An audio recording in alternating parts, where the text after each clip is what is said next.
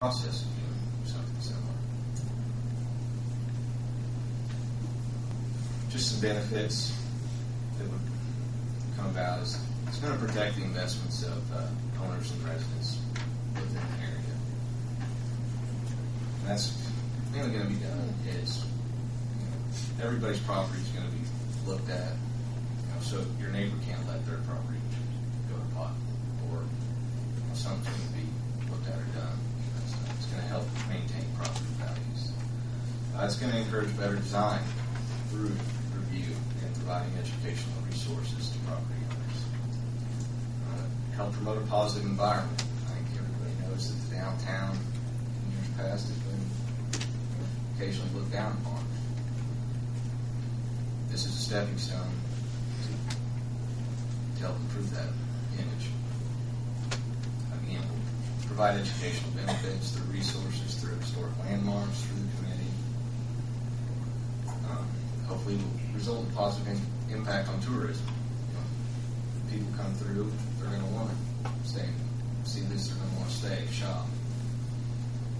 And enhance business recruitment. And then provide social and psychological benefits. Again, improve the image of Greensburg in the downtown area. Next step after a district is designated is guidelines will be created.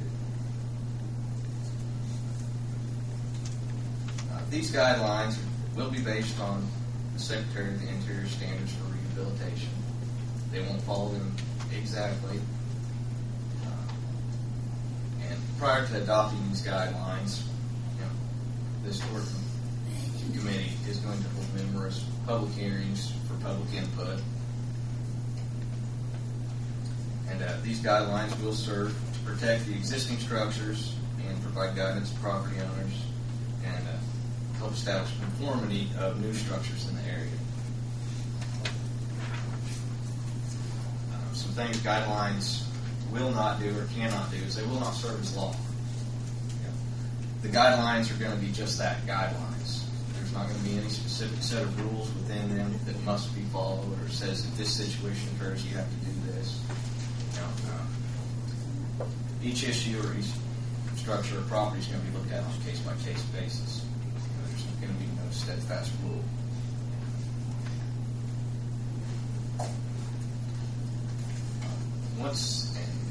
After the district's established and once guidelines are established, then there will be a process property owners would have to follow before doing any changes to their structures or property. This would be through what's called a certificate of appropriateness, and this is something that would have to be applied for and given to the owner prior to obtaining a building permit through the city. Some things that would require a certificate of appropriateness are the moving of a building, demolition of a building, new construction to an existing building or on a vacant lot, and then any substantial or conspicuous changes to the exterior of existing buildings. Things that wouldn't require a certificate of appropriateness or just normal and routine maintenance to a building. Repairs or storm damage. Something happens to the building, they're going to be able to repair it. They wouldn't have to apply for anything. Replacement of less than 50% of a roof. If you're conforming to what's already there, you don't have to apply for it. And then flat roofs that aren't visible from the public right-of-way wouldn't require it either. And then repairs of gutters, things of that nature. And, with that, I will open it up to questions. I really believe what we're here for tonight, though, is to determine the borders, correct? Yes, that is exactly what we are here tonight. What we're looking for is the designation of the district. And then there may be an exception where some people may not want to be included in these areas. Yes, that's obviously would be what we're here for your decision making, whether or not we approve the proposed district. Just get a general feel from the business owners who are here tonight. Who's opposed to being within this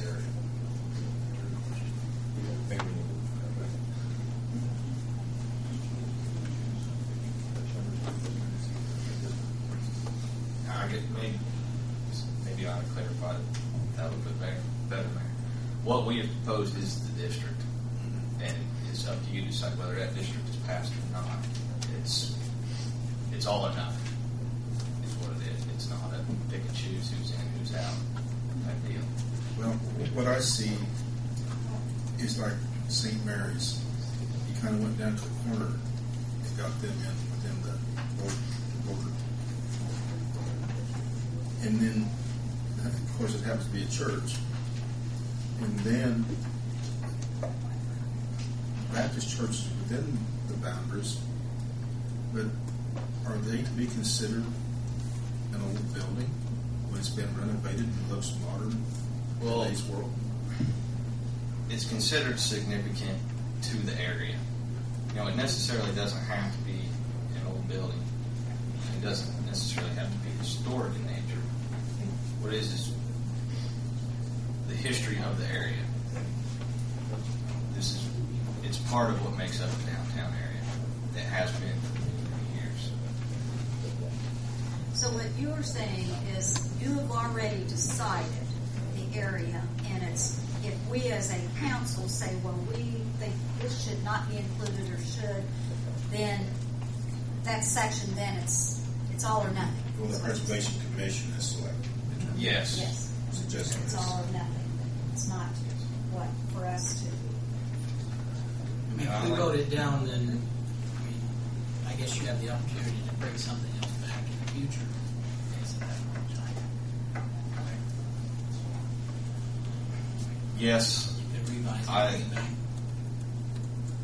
So we can revise it. I think something important to think about is this is what, when this ordinance was created in 2006, this is what the committee was established for. Again, I said we've been working on this 2 years. This isn't something we took lightheartedly or just came up with out of nowhere.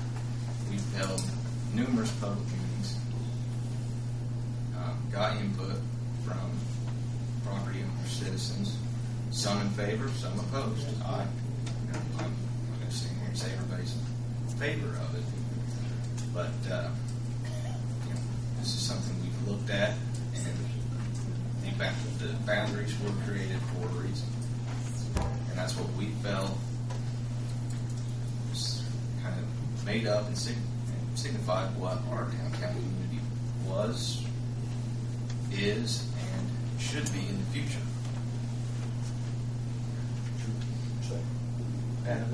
Yeah, if you'd like to.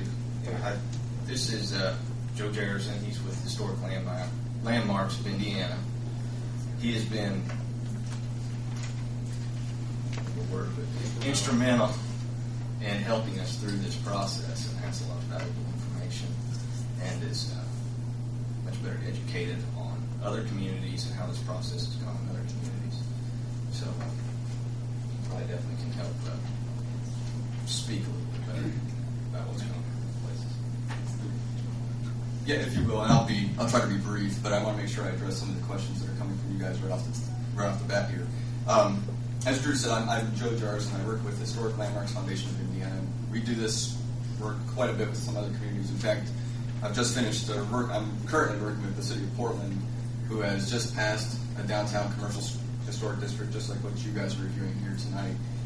And we're working right now with the design guidelines through that process with the community to develop guidelines that would be appropriate for that historic district.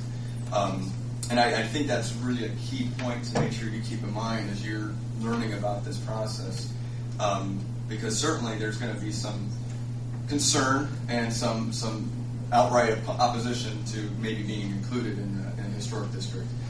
But I think that one of the important parts of that is to keep in mind that the importance of a historic district is to make sure that the district as a whole is promoting itself. When you start taking pieces out and making it sort of Swiss cheese, then it's not being as productive and beneficial to that district as it's intended. That is why working through the design guidelines is such a very important process, because even if you